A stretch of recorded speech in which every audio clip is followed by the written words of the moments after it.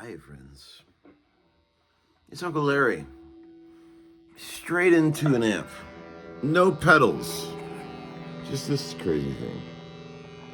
Fender Vibro Champ reverb that belongs to my dear son, Marshall. Actually, I bought it.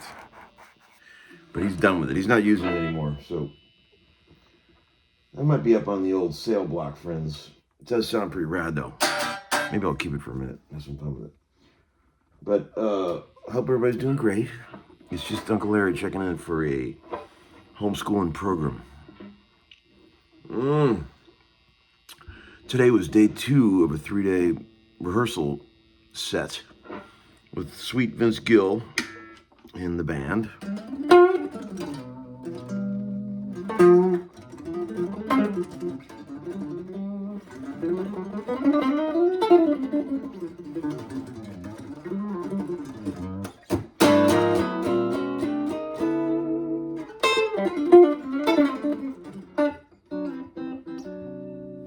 And we had some fun, man. We're having a ball up there. It's almost it doesn't seem real. It's like cheating to play with a band that good, with guys that can really listen and play that good. It doesn't seem real. I'm telling you, sometimes it's weird. But I got a few things in the VCB I'd like to get to. First of all, I'd like to say happy Cinco de Mayo. Happy birthday to my dear friend Bubba, who I love to pieces. And I think it's Ford Thurston's birthday today, too, my old buddy. Happy birthday, boys. Let's see. I've been meaning to get a video of the rehearsals, but there's just never been the right time. But I wanted to show you, the stage set and, who's all playing. Maybe I'll do that tomorrow. I'll tell you what, I'm in tone heaven. Whatever is going on with my little rig that I put together, it's fantastic. You know that feeling when you walk outside and the weather is so perfect that if there was a giant global thermostat on the wall, you wouldn't turn it 1 degree either way. You would just leave it. Every once in a while, you get tone like that. You get tone where it's just so right that you just don't want to turn anything. You just want to leave it. That's a good feeling. That's when you know you're doing something right. I've been using these, I brought out these old SRO speakers from the 60s in an old basement cab, and I've been using that. Man, that shit sounds good. Speaking of Bubba, he always told me that those were total shit, but I've never really tried them. You know those old giant coffee can magnet things? Early EVO or early Electro Voice speakers, they're called SROs. They're a fortune when you can find them, but damn, they sound good. They're like a supercharged Vox Silver Dog. You know, they're really good.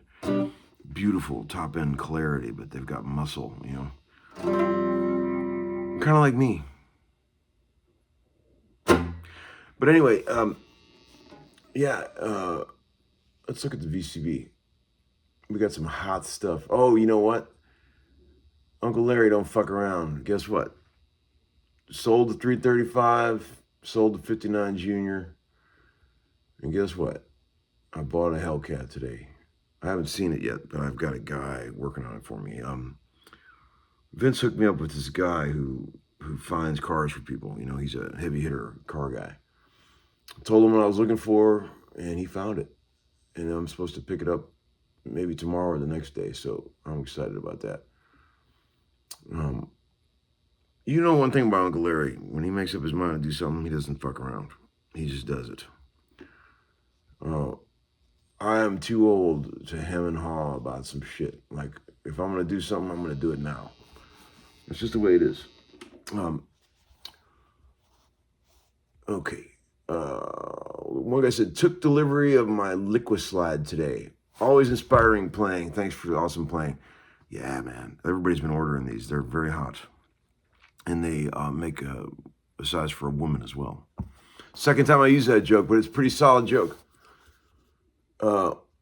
Another guy said, thank you for reinforcing exactly how I felt about the timelines, the Strymon timelines since the first day of owning one. Absolute nightmare to use. You know, all the Nashville guys use those. You know, so it must be good. I don't fucking know. A lot of guys who play guitar better than I do use them, you know. But I can't get nothing out of it.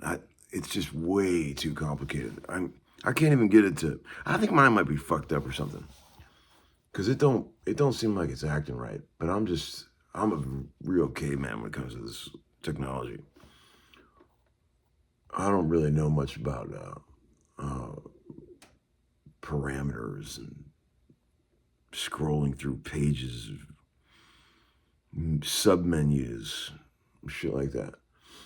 One guy said, with all these, and then I picked up that Eddie Van Halen SDE 3000 pedal, and I'm not scratching the surface of it, but just right out of the gate, just with a couple of factory settings, it sounds fine.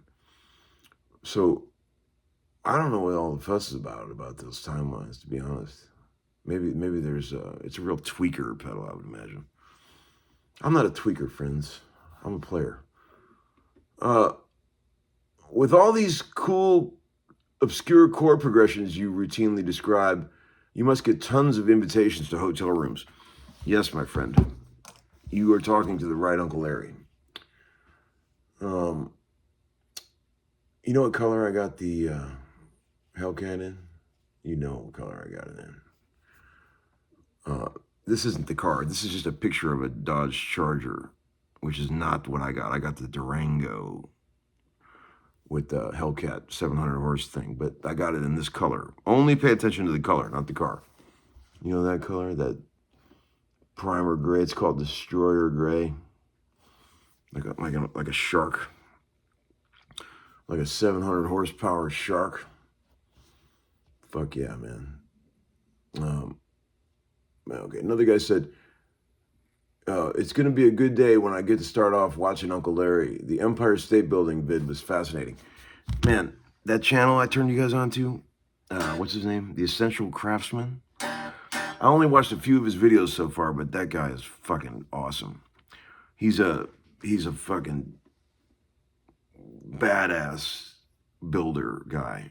Knows how to do all that manly wood shop stuff and building and stuff. And yeah, it's awesome. See, I I'm at this age now, like where I don't I don't do that kind of stuff. I don't know shit about joist holders and all the shit this guy talks about. But uh, anytime I see somebody who just is awesome at whatever they do, I don't care what it is, just a total badass that has done it all in whatever field that they're in, I'm duly impressed. I love it. I just love to see it. Like, you can tell this guy is a fucking badass, and I'm not even qualified to even make that, assessment, honestly. But I can feel it in my heart. I know this guy's a badass. And he's got million subscribers, and he must be a badass. He's got that many subscribers, right? That's how the world works. But I love the guy because he has great reverence for the people that built this country. The before all the modern building techniques and power tools and hydraulics. The people that did it the hard way. He has great respect for them. The building of a great country, friends. It brings out my patriot side, and I love to watch shit like that. I get all sentimental, teary-eyed.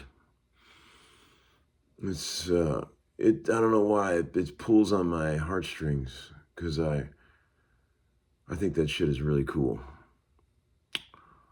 Another guy said, "That's cool, man. You're not afraid if things don't work out right. You just keep going." I think he's talking about my playing. He said you played that with humor and grace. I don't even know what he's talking about, but yeah, you see that. I make mistakes here and gear fails, and I just keep going. I don't give a fuck. It's human. You guys know I'm not worried about making this shit perfect, right? You know that? But I like a little bit of mess, not just in music, just in everything. I respect people that have fucked up several times in life, not done everything right, learned the hard way, got beat up. I like that. I don't trust people that have had too clean and perfect of a life. People that don't know shit about pain. I don't trust them. What else? I think that's it for now. But yeah,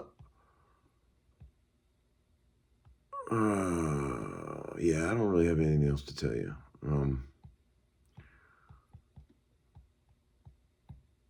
Tomorrow's the last day of these rehearsals, and we've worked on a lot of songs. Vince, I'll tell you one thing about that boy. He's got no shortage of songs.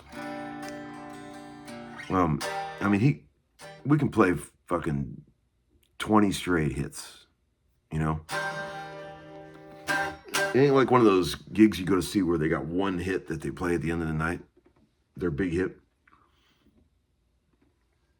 Dude pisses number one songs. And it's funny because you play these songs and like, they feel like it feels like you're playing standards, They're like classics already. And he's not that old,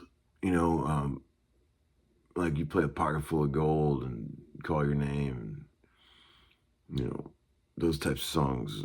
It's like it feels like you're playing like a jazz standard or something. It's you know what I mean?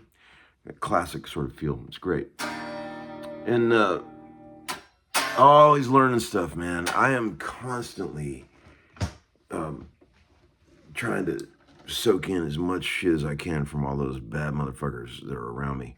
Because they are all so great at what they do. Keyboard players and steel player, and everybody's great. And it's just really a learning experience, even at this age.